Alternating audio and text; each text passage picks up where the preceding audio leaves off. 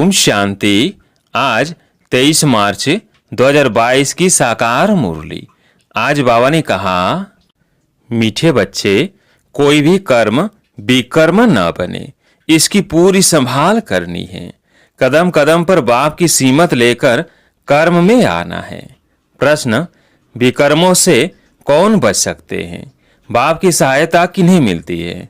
उत्तर, जो बाप से सदा सच्चे रहते, प्रतिज्ञा कर विकारों का दान देकर वापस लेने का संकल्प नहीं करते, वह विकर्मों से बच जाते हैं।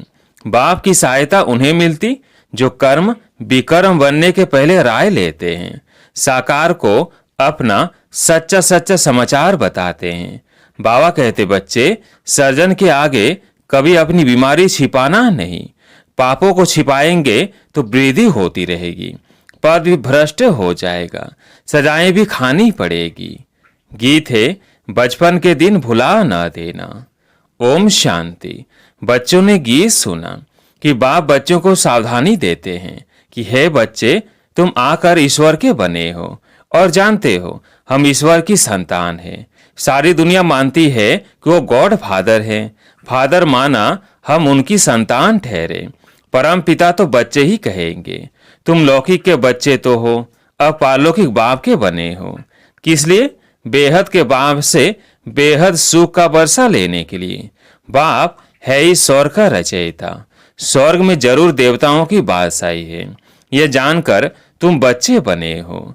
राजा को अगर बच्चा नहीं होता तो गोद में लेते हैं।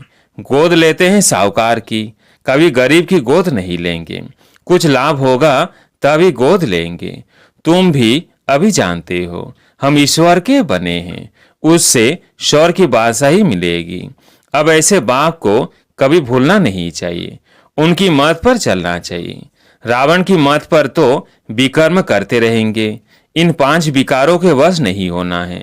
कहाँ भी देखो धोखा खाता हूं तो झट बाबा से मत लेना। कर्म विकर्म बनाने के पहले पूछना चाहिए, तो बाबा हम यह कर सकते हैं, तो समझाया जाता है कि कभी देवाभिमान में नहीं आना। अपने को आत्मा समझ परम पिता परमात्मा की मत पर चलते रहना, कदम कदम। कभी कोई बात समझ में न आए तो पूछना कि बाबा मैं फलाने पर फिदा हुआ हूँ, मेरे को काम के भूत नहीं घेरा है। तूफान तो बहुत आएंगे, परंतु अपने को संभालना है। गटर में गिरा तो गोया बेहद के बाप को भूल काला मुंह कर दिया। बाबा तुमको गोरा बनाने आए हैं, इसलिए 5 विकारों के फंदे में कभी नहीं फंसना। फंसेंगे तब जब देह अभिमान में आएंगे। देही अभिमानी होगा तो बाबा का डर रहेगा। विकार में जाने से तो बड़ा विकर्म बन जाएगा, क्योंकि तुमने विकारों का दान दिया है। अगर दान देकर वापस लिया तो हाल वही होगा जैसे हरिश्चंद्र का मिसाल है। यहाँ पैसे की तो कोई बात नहीं, यहाँ तो है 5 विकारों का दान। तुम्हारे पास जो कांटे हैं वो दान में दे दो, फिर कभी काम में नहीं लाना। अगर वापस लेना हो तो इतलाव करना, न बताने से पाप वृद्धि को पाता जाएगा।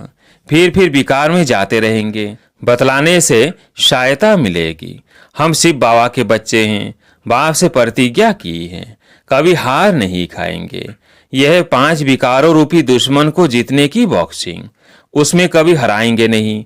अर गिरा तो शिव बाबा तो झड़ जान जाएगा। फिर हुक्म मिला हुआ है साकार को लिखना, नहीं लिखेंगे तो विकर्म बढ़ता जाएगा और 100 गुना सजा खानी पड़ेगी। बाबा को बताने से आधा कट हो जाएगा। ऐसे बहुत बच्चे हैं जो लज्जा के मारे समाचार देते नहीं हैं। जैसे कोई गंदी बीमारी होती है तो सर्जन को बताने में दिल खाती है, तो सर्जन क्या कहेंगे? फिर नतीजा क्या निकलता है? बीमारी बढ़ती जाती है। बाप समझाते हैं, बच्चे, कोई भी पाप हो तो छिपाना नहीं, नहीं तो बिल्कुल पद भ्रष्ट हो जाएगा और कल्प कल्पांतर ऐसा ही पद भ्रष्ट मिलेगा। फिर ज्ञान तो ले नहीं सकेंगे। पूछते हैं, बाबा उनकी गति क्या होगी? वो बहुत सजा खाएंगे। क़यामत के समय सजाओं का हिसाब किताब चुकतू होता है ना। जैसे काशी कलवट खाते हैं, सच सच शिव पर बलि तुम अब चढ़ते हो, शिव का बनते हो वर्षा लेने के लिए। बाकी वो जो काशी कलवट खाते हैं वो तो घात करना है, परंतु नौधा भक्ति से बलि चढ़ते हैं तो जो पाप किए हुए हैं उसकी सजा उस समय भोग कर पाप खत्म होते हैं, फिर पाप करने से तो छूट ना सके। योग अग्नि से ही पाप भस्म हो सकते हैं। माया का राज्य में कर्म विकर्म ही बनते हैं, सतयुग में विकर्म नहीं बनता, क्योंकि माया का राज्य ही नहीं। अब सारी दुनिया भ्रष्टाचारी है। पहला नंबर भ्रष्टाचार है विकार में जाना। जो पैदा ही भ्रष्टाचार से होते हैं वो पाप ही करते हैं। है ही रावण राज्य, रावण को जलाते हैं, परंतु रावण क्या चीज है बिल्कुल ही नहीं जानते। रावण कहा ही जाता है 5 विकारों को। स्वर्ग में ये विकार होते नहीं, इसलिए उनको वॉइसलेस वर्ल्ड कहा जाता है। वहां दूसरा कोई राज्य अथवा खंड होता ही नहीं।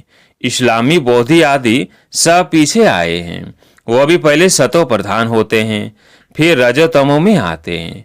सतयुग त्रेता में संपूर्ण निर्विकारी थे, अब धीरे धीरे संपूर्ण विकारी बनते आए हैं। पूरा विकारी बनने में भी समय लगता है। सतयुग में 16 कला, फिर 14 कला, फिर कला उतरते जाते हैं, क्योंकि है ही उतरती कला। अब तुम्हारी है चढ़ती कला। चढ़ती कला राम बनाते हैं, उतरती कला रावण बनाते हैं। जैसे चंद्रमा की धीरे धीरे कला कम होती जाती है, दुनिया भी ऐसे हैं। अभी तो 9 कला। ऐसे समय पर बाप आकर फिर 16 कला बनाते हैं। यह खेल सारा भारत के ऊपर ही बना हुआ है। वर्ण भी है, नहीं तो 84 जन्मों का हिसाब कहाँ। बाप समझाते हैं यह है ही आयरन एजेड दुनिया। कलयुग का अंत है, फिर सतयुग का आदि होगा। जो देवी देवता धर्म वाले धर्म भ्रष्ट कर्म भ्रष्ट हो गए हैं वह फिर आएंगे। तुम आए हो ना। देखो झाड़ के अंत में ब्रह्मा खड़ा है, वह है तमो प्रधान, और नीचे तपस्या कर रहे हैं सतो प्रधान बनने के लिए। तो जैसे ब्रह्मा तपस्या कर रहे हैं वैसे ब्रह्म कुमार कुमारियां, अब जो यह ब्रह्मा सतो प्रधान बन रहे हैं उनमें परमात्मा आकर अपना परिचय देते हैं। इनको बताते हैं तो बच्चों को भी बताते हैं। बाबा और तुम बच्चे जो कल्प वृक्ष के नीचे तपस्या कर रहे हो देवता बनने के लिए, यह मंदिर हूबहू तुम्हारा जड़ यादगार है। अब ऐसा कोई बुद्धिमान बच्चा हो तो इस मंदिर की पूरी हिस्ट्री ज्योग्राफी बताए कि ऊंचे से ऊंचा मंदिर है। इसमें मम्मा भी हैं, बाबा भी हैं, बच्चे भी तपस्या कर रहे हैं। जिन्होंने भारत को स्वर्ग बनाया है उनकी हिस्ट्री ज्योग्राफी विलायत वाले सुनेंगे तो कहेंगे यह तो हमारे बाप का मंदिर है जो भारत को हेवन बनाते हैं, जो इस समय प्रैक्टिकल में बैठा है। यह तो कोई जानते नहीं। ये सब चित्र अंधश्रद्धा के बने हुए हैं। इनको भूत पूजा कहा जाता है, गुड़ियों की पूजा। गुरु नानक की आत्मा जिसने सिख धर्म स्थापन किया वह नई आत्मा थी, निर्विकारी था। वो कहाँ आई? जरूर किसी शरीर में प्रवेश किया होगा। तो पवित्र आत्मा कभी दुख नहीं भोग सकती। पहले तो उनको सुख भोगना है, पीछे दुख। ऐसा कोई विकर्म ही नहीं किया तो दुख क्यों भोगे? हम भी पहले संपूर्ण रहते हैं, फिर धीरे धीरे कलाएं कम होती है। हर एक मनुष्य का ऐसे होता है। बुलाते हैं पतित पावन आओ, तो जरूर आकर पावन दुनिया की स्थापना करेंगे और पतित दुनिया का विनाश करेंगे। ब्रह्मा द्वारा स्थापना और शंकर द्वारा विनाश, कितना अच्छी रीति समझाते हैं। ये उनकी बुद्धि में बैठेगा जो देवी देवता धर्म का होगा। इसलिए बाबा कहते हैं भक्तों को यह ज्ञान दो। कोई को यह पता ही नहीं है कि हम पहले देवी देवता धर्म के थे, फिर असुर बने हैं। लक्ष्मी नारायण ने पूरे 84 जन्म लिए हैं। अभी तुम शूद्र से ब्राह्मण बने हो। जो बाद में आते हैं वो ब्राह्मण नहीं बनेंगे। यह बातें उनकी बुद्धि में बैठेगी जिनकी बुद्धि में कल्प पहले बैठी होंगी, नहीं तो बाहर गया और खल्लास। इसमें मेहनत है। और जगह तो सिर्फ कथाएं सुन फिर घर में आकर विकारों में गिरते हैं। गुरु को पूरा फॉलो करते नहीं, फिर फॉलोअर्स कैसे कहलाएंगे? गुरु लोग भी उनको कुछ कहते नहीं। अगर कहें तो फिर एक भी फॉलोअर्स न रहे, फिर खाए कहाँ से? गृहस्थियों का ही तो खाते हैं, फिर विकारियों के पास जन्म लेना पड़ता है। देवताएं तो संन्यास करते नहीं, यह प्रवृत्ति मार्ग का संन्यास, वह है निवृत्ति मार्ग का संन्यास। बाप आकर स्त्री पुरुष दोनों को समझाते हैं। बच्चे संपूर्ण पवित्र बनेंगे तो संपूर्ण राज्य पद पाएंगे, कम पवित्र बनेंगे तो कम पद पाएंगे। फॉलो करना है माँ बाप को। बाप कहते हैं माँ बाप की मिसल मेहनत करो तो गद्दी नशीन होंगे। मुख्य बात है पवित्रता की। अब देवाभिमान छोड़ दो। मैं आत्मा हूँ, बाबा लेने आया है। पवित्र बनने से ही पवित्र दुनिया के मालिक बनेंगे। कुंभ का मेला कहते हैं, वह त्रिवेणी आदि का है नदियों का मेला, उनको संगम कहते हैं। वास्तव में यह है अनेक नदियों और सागर का मेला।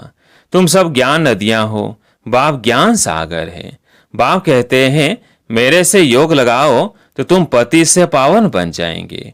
मरना तो है ही, बाप से बरसा लेना है तो अभी ही भक्ति का फल भगवान से ले सकते हो, नहीं तो समझेंगे तुमने भक्ति की ही नहीं है। भक्ति करने वाले ही आकर राज्य लेंगे। बाप कितना अच्छी रीति समझाते हैं और सभी की बुद्धि में तो शास्त्र ही होंगे। या ज्ञान सागर बाप समझाते हैं तो तुम श्रेष्ठ बन रहे हो। राजधानी स्थापन करने में कितनी मेहनत होती है। रुद्र ज्ञान यज्ञ में बहुत विघ्न पड़ते हैं। अच्छा, मीठे मीठे सिकिलधे बच्चों प्रति माता पिता बाप दादा का याद प्यार और गुड मॉर्निंग। रूहानी बाप की रूहानी बच्चों को नमस्ते। हम रूहानी बच्चों की रूहानी बाप दादा को याद प्यार गुड मॉर्निंग नमस्ते नमस्ते। धारणा के लिए मुख्य सार। पहला पॉइंट, देवाभिमान में आकर कभी भी विकारों के फंदे में नहीं फंसना है। कर्म विकर्म न बने, इसलिए कर्म के पहले बाप से राय लेनी है। दूसरा पॉइंट, माँ बाप को फॉलो करना है। ऊंच पद के लिए संपूर्ण पावन जरूर बनना है। आज प्यारे मीठे बाबा का वरदान, न्यारेपन की अवस्था द्वारा पास विद ऑनर का सर्टिफिकेट प्राप्त करने वाले अशरीरी भव। न्यारेपन की अवस्था द्वारा पास विद ऑनर का सर्टिफिकेट प्राप्त करने वाले अशरीरी भव। पास विद ऑनर का सर्टिफिकेट प्राप्त करने के लिए मुख और मन दोनों की आवाज से परे शांत स्वरूप की स्थिति में स्थित होने का अभ्यास चाहिए। आत्मा शांति के सागर में समा जाए।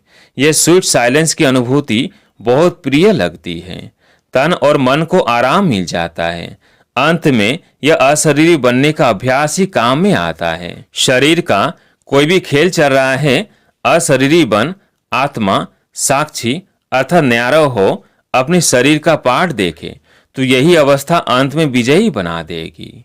स्लोगन, सर्व गुणों व सर्व शक्तियों का अधिकार प्राप्त करने के लिए आज्ञाकारी बनो। सर्व गुणों व सर्व शक्तियों का अधिकार प्राप्त करने के लिए आज्ञाकारी बनो। अब सुनते हैं माते शिव जी के अनमोल महावाक्य। सृष्टि पर कभी प्रलय होती नहीं। मम्मा ने कहा, अब ये जो मनुष्य समझ बैठे हैं कि इसी सृष्टि पर कोई समय प्रलय अवश्य होती है, वह प्रलय तो ऐसे ही समझते हैं। अब प्रलय का मतलब है सृष्टि पर जलमय हो जाना। नई सृष्टि की स्थापना होती है। जिस नई सृष्टि की शुरुआत दिखाते हैं, कैसे सृष्टि के आदि में श्री कृष्ण देवता पीपल के पत्ते पर अंगूठा चूसते सृष्टि पर पधारे हैं, फिर ऐसे ही सृष्टि की उत्पत्ति शुरू होती है। अब यह विवेक चलाने की बात है। जब अपन अर्थात हम कहते हैं प्रलय का अर्थ है जल में, तो इसका मतलब है कि एक भी सृष्टि पर न रहे। मनुष्य यह नहीं जानते कि प्रलय का मतलब क्या है। प्रलय का यथार्थ मतलब है कि सृष्टि पर जो इतनी अपवित्रता होने कारण सृष्टि दुखी हो पड़ी है, उस अपवित्रता की प्रलय हो जाती है और सृष्टि पवित्र बन जाती है। गोया तमोगुणी सृष्टि बदल सतोगुणी सृष्टि बन जाती है। तो इसका मतलब है सृष्टि पर प्रलय नहीं होती, मगर सृष्टि पर आसुरी अवगुणों की प्रलय होती है। बाकी कोई मनुष्यों की प्रलय नहीं होती। अगर सृष्टि प्रलय हो जाती तो फिर गीता में भगवान ने जो कहा है कि सृष्टि अनादि चली आती है, तो क्या ये भगवानुवाद झूठा समझे? बाकी इतना जरूर है कि पुरानी दुनिया अर्थात तमोगुणी सृष्टि का विनाश हो, फिर नई सतोगुणी दुनिया की स्थापना होती है। तो विनाश और स्थापना का कार्य दोनों इकट्ठा चलता आता है। ऐसे नहीं कहेंगे कि सृष्टि प्रलय हो जाती है। इसी सृष्टि पर स्वर्ग और नरक की स्थापना होती है, बल्कि जब स्वर्ग है तो नरक नहीं, जब नरक है तो स्वर्ग नहीं। स्वर्ग कहते हैं जहां पवित्र देवी देवताओं का निवास स्थान है, और नरक कहते हैं मृत्यु लोक को, जहां अपवित्र मनुष्य आत्माओं का निवास स्थान है, मानो अपवित्रता की परलय हो जाती है। अच्छा, ओम शांति।